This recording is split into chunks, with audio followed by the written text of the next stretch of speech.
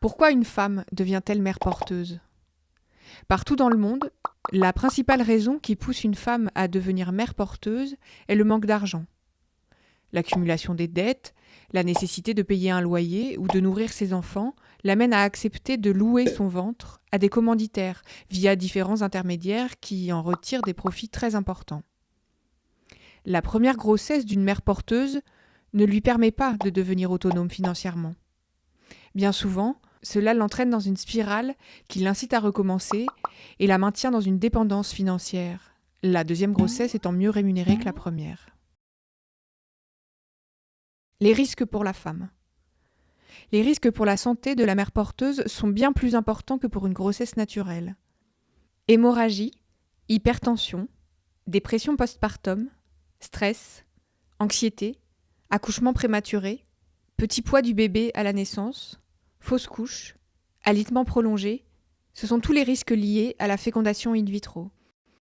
Il y a aussi des conséquences sur la famille de la mère porteuse. En effet, elle ne peut plus s'occuper de ses propres enfants comme elle le faisait avant. Un traitement médicamenteux lourd et de nombreuses complications l'oblige souvent à délaisser sa famille pendant toute la durée de la grossesse. De plus, de longs arrêts de travail sont fréquents et pénalisent la mère porteuse lorsqu'elle tente de reprendre une activité après l'accouchement. Les violences médicales et psychologiques.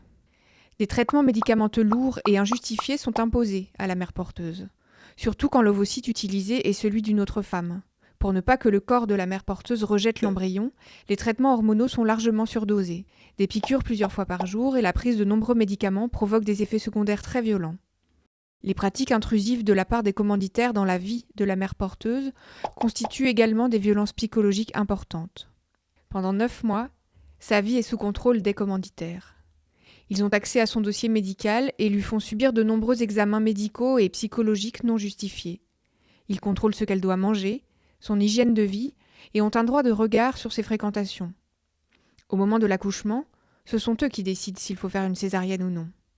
Par ailleurs, le fait de porter un enfant qui n'est pas le sien et son abandon programmé à la naissance peuvent avoir de graves séquelles sur la santé psychologique de la mère porteuse. Cela provoque souvent une profonde dépression après l'accouchement.